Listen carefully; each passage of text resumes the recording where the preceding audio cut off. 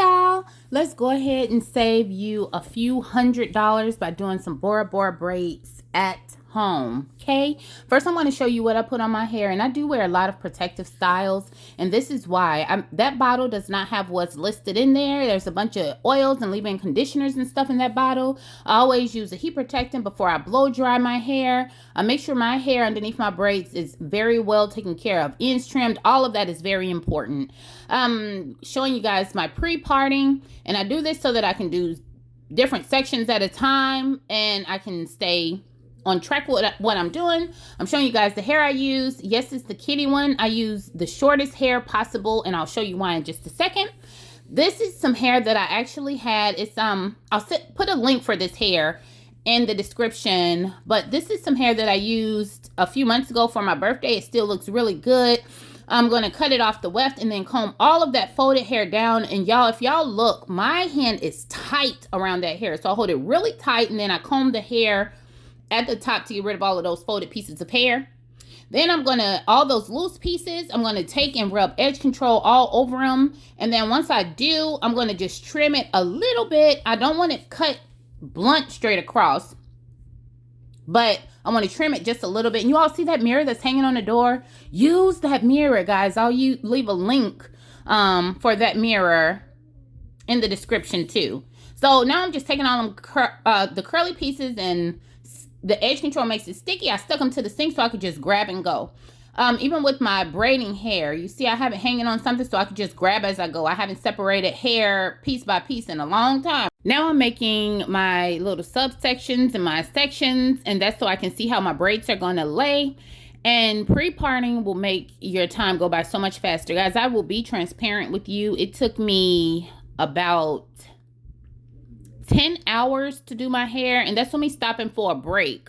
But these braids, if you're going to do the Bora Bora braids, and I am uploading a video that'll show the difference between all the different braiding techniques, but if you're going to do Bora Bora braids, know that it's going to take a while, because each of these braids had at the very least 4 pieces of hair in them. Most of them had 5 or 6 pieces of hair. A couple of them had even 7 pieces of hair, of the curly hair added into them. That's what makes them Bora Bora braids. It should be really full with the human hair.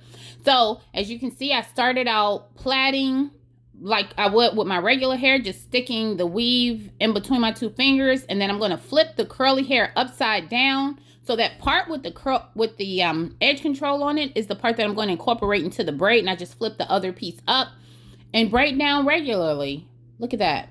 Flip it upside down and braid down. This braid had 4 pieces of hair in it. Like I said, a lot of the other braids had way more pieces of hair in it. And that's what takes a while, is adding all of this hair. So one thing I do want to make sure I tell you guys is that when you do this, make sure that the curly hair is longer than the braided synthetic hair. I didn't put any glue on it. I just did the knotting technique on each one of them. And again, the curly hair needs to hang longer. If you're going to do it the way I'm doing it, the curly hair needs to hang longer than the braid. And that's for a reason. I'll show you why in a minute. So if you've done this correctly, this is after I finished everything, there should be so much curly hair, so much of the human hair in your head that you can actually comb through it with the wide tooth comb. I did some face framing, and guys, I'm going to put 4 very loose braids into the hair, and not even braid all the way down. I didn't need to, because the curly hair is longer than the braided hair, and that's why.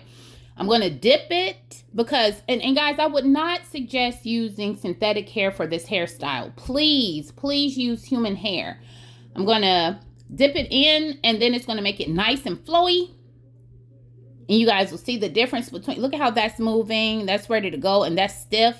Don't just put foam on it. Dip it. And that's part of the reason why we needed the curly hair to be longer than our braided hair. Okay, I actually put some leave-in conditioner on the hair and that mousse. I didn't record the leave-in conditioner part. Lay my edges down, and then this is how it's looking wet. And then I'll show you guys how full it looks once it's dry. And I also have a video that I am releasing that will show you guys, if you've not taken care of it and it's matted up, how to combat all of that. Okay, I got y'all. We are not wasting money this summer in this economy. But look at how full it is. Love these braids. Thank you all so much for watching. Ask me any questions you need to. I'll link the hair. I'll link the mirror. Everything you all need. Okay? Thanks for watching. God bless you. Love you. Bye.